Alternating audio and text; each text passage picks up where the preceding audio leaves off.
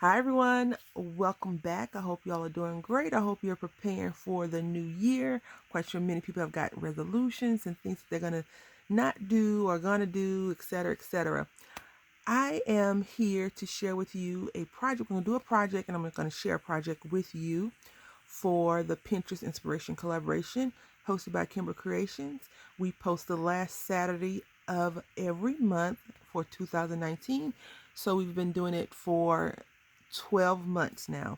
I do believe that we're going to continue it for next year, 2020. So stay tuned for that. Click the description box to see all the wonderful creators, see what they've created. Today I did something a little bit different. I actually printed out, I think this is the second time I printed out the project because this is a two-fold project. I needed to, in a Facebook group I'm in, always Facebook group I'm in, I'm supposed to send out a red, white, and blue card. I did not want to make a patriotic card, even though the colors are red, white, and blue. It would have been easy for me just to pull out some scrapbook paper that says, has some flags or something like that. But I want to try something a little different. So I saw this flower. I was like, oh, I have a flower like that, I think. I don't think this is the exact same one. It could be, but this is the Tim Holtz alterations. It's called Tattered Flowers. And I use this Lifestyle Crafts embossing folder. Now, I don't want to misspeak, but I think Lifestyle Crafts changed to American Crafts. I'm not sure. I think that is what happened. I don't know. I think that's them. That's the name it comes. So I made this one right here, and I'm mailing this one out to my swap partner. So I didn't want to put any heavy duty things. So I'm just going to mail this card with a little note on the inside. And then I made this one. I'm going to, I made a few extras. So what I did is I took prefabricated card base from Michael's in those hot buys. This is an old hot buy that I have. And then I just put the embossing page on front.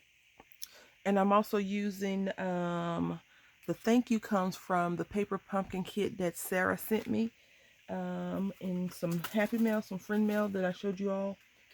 And I'm using also some dye that she sent me because I need red, white, and blue.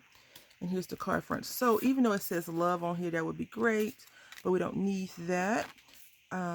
What you need to do is glue this down some kind of way with your tape or wet glue. We're going to use some tape really quickly.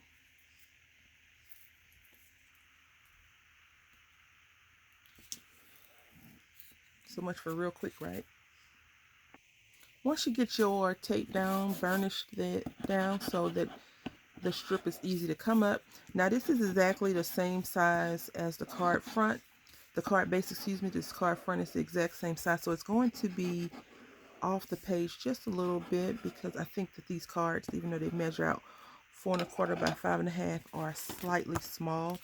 But I did cut this paper, so I could be off just a scotch. So what I've been doing is just marrying it up and then trimming off the edge as needed with some scissors. I've been taking a walk on the wild side lately. I hope that carries over to the new year.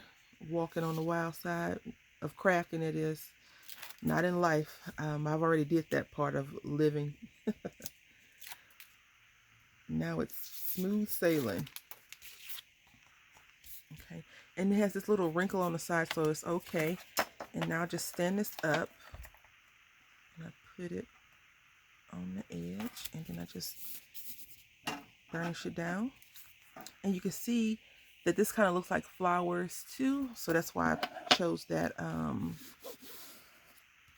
embossing folder. On here it looks like they have like a little stitching. I don't have a stitch embossing folder. And here I was thinking that I had like just about every embossing folder style there was. And so now I just take it, turn it over on the back, and try not to cut the fold.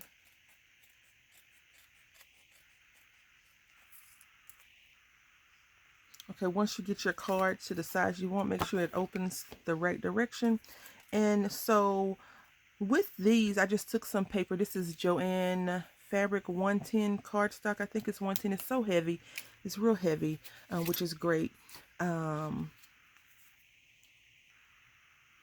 I decided that I was going to use the piece that didn't cut all the way out to make those little side pieces, because if you see on here, the original poster or the person that posted this cut some of the pieces off, and that's what we're going to do this round as well. Just going to mix it up a little bit. We're going to put the blue down here,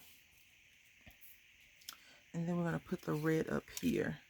And so I wanted to put some buttons on this one, so I pulled out some buttons that I have, and I think I'm going to use the heart one. I think I'll put the white heart on here like that, and then the blue heart like that.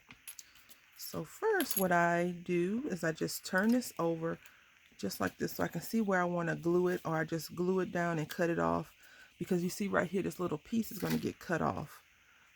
Push this up just a little bit, so you can do that now if you want to.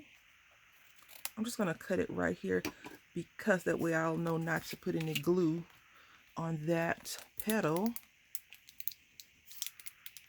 and use some of this Tombow glue. Any glue that you have will work. Doesn't have to be a specific brand. I really think Elmer's glue would probably work just as well. And so now we're just going to rub this in with our fingers, and we're going to let that dry a little bit, and then we're going to hopefully not jack this one up too much, considering I'm just going to go for it.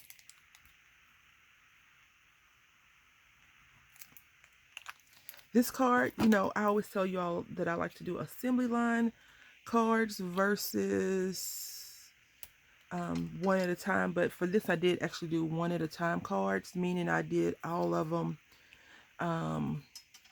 individually, but I got all the elements pulled out. I not fussy cut, I embossed that all, so everything was kind of like already ready to assemble, if that makes any sense. So now we're just going to open this up, and I'm going to take my scissors. See, this is the only thing I don't like about those cards. Some of them look like dirt, some kind of staining in them. So what I do is I just take my pencil and erase it off. Now you could have did this before you glued it on. You don't have to worry about that. But you know, sometimes we have to walk on the wild side. Sometimes. In crafting. Alright, so I'm just going to use this and push this down some more. And then we're going to take our glue. Let's try this still. Let's try this. And we're going to put it.